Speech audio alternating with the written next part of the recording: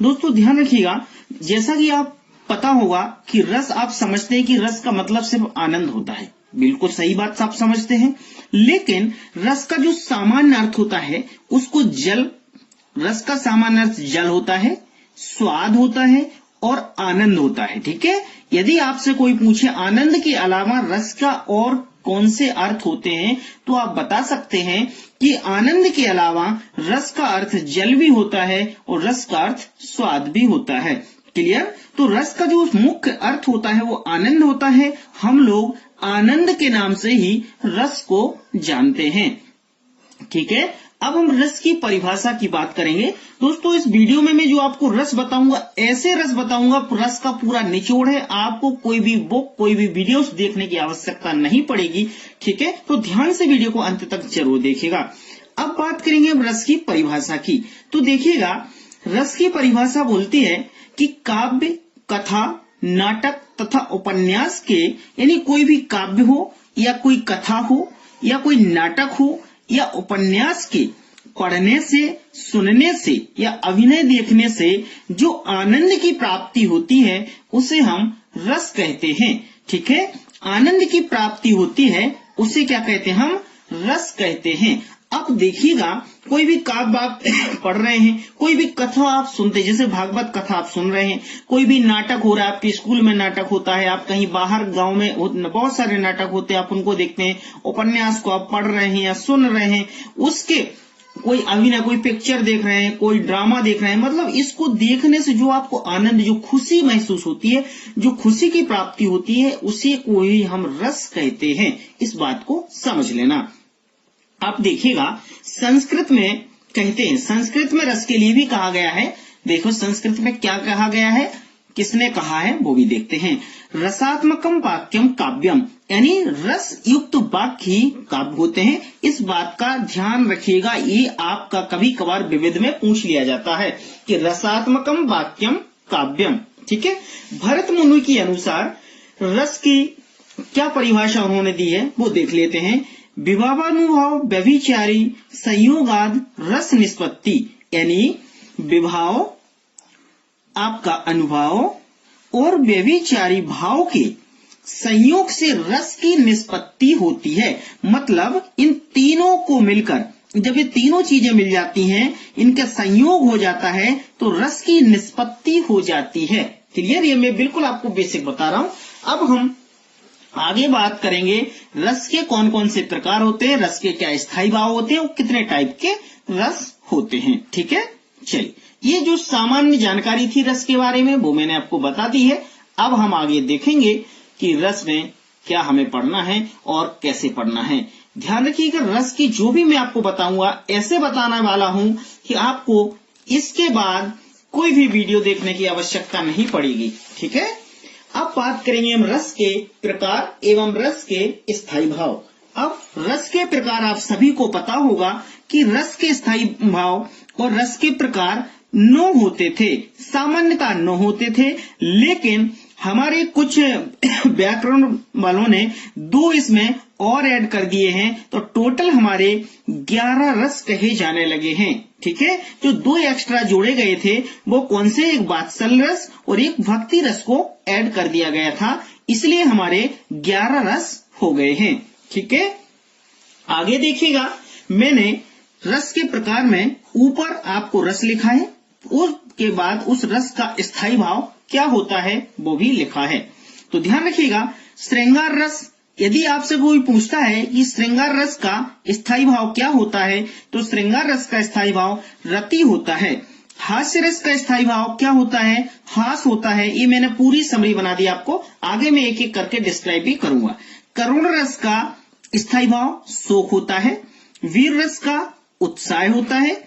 इसके बाद रौद्र रस का क्या होता है, क्रोध होता है। ठीक है, चलिए आगे देखेंगे। ये देखिएगा, भयानक रस का भय होता है। विवत्स रस का स्थायी भाव जुगुप्सा होता है। अद्भुत रस का स्थायी भाव विस्मय होता है और शांत रस का निर्वेद होता है। ये हमारे टोटल 9 रस थे। इसके अलावा जो 2 रस बनाए गए वो भी हम देखते हैं क्या है। पहला हमारा क्या है, वात्सल्य रस, है ना, जिसको हम 10वां रस बोलते हैं, और दूसरा है हमारा 11वां रस जिसको हम भक्ति रस बोलते हैं।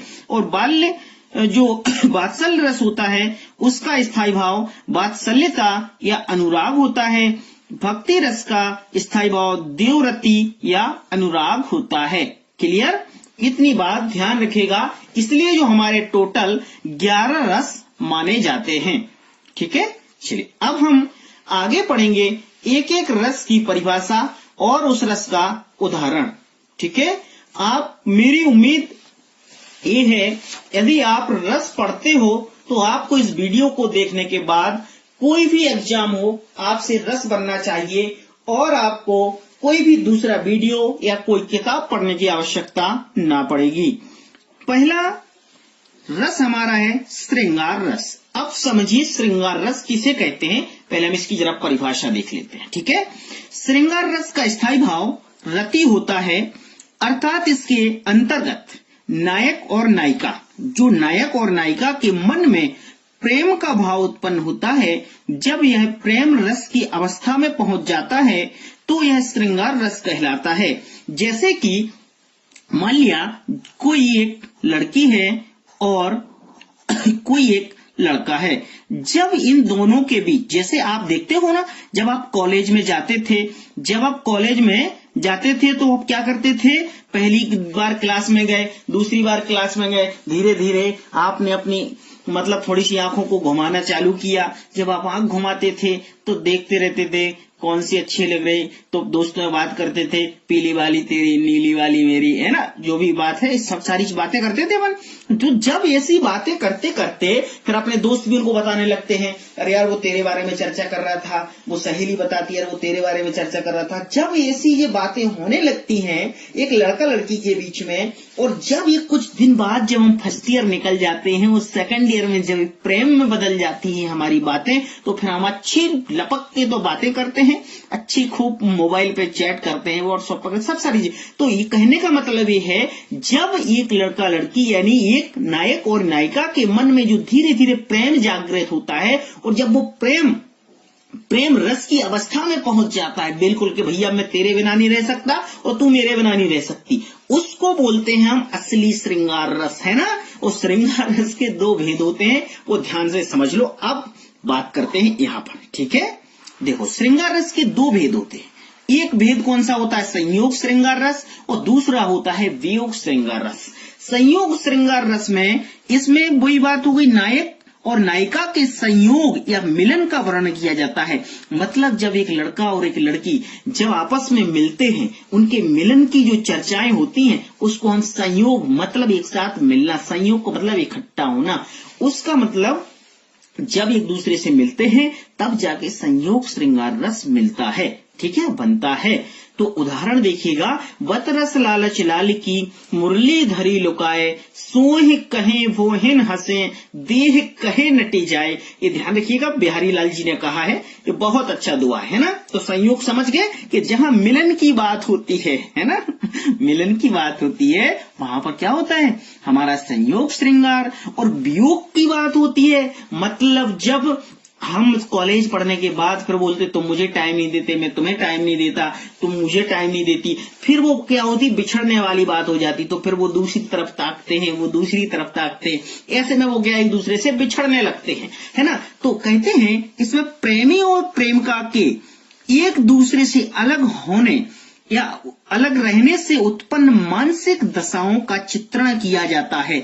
जैसे मान लिया प्रेमिका की शादी हो गई, प्रेमी अकेले रह गए, वहां प्रेमी की शादी हो गई, वहां प्रेमिका अकेली रह गई, तो उनके मन में एक दूसरे के प्रति जो मानसिक उत्पीड़ना होती है, तकलीफ होने लगती है कि यार मेरी तो चलेगी, अब मैं क्या करूं, वो बोलता है मेरा तो चला गया, मैं क्या करूं। तो उस चक्कर में परेशान हो जाते हैं, इसलिए हट जाते, एक दूसरे से अलग हो जाते हैं, उसको कहते हैं वियोग, मतलब टेंशन में आ जाते हैं वो लोग, है ना। तो उदाहरण देखिएगा, पिए प्यारे तिहारे निहारे बिना अखियां दुखियां नहीं मानती हैं। मतलब वो कह रही है पिए त्यारे, प्यारे तिहारे निहारे बिना, मतलब मैं तुझे निहारे बिना मेरी आंखें दुखी हो जाती हैं, मैं जब तक तुझे नहीं निहारती हूं। तो ठीक है, चलिए अब आगे दूसरा देखेंगे हम।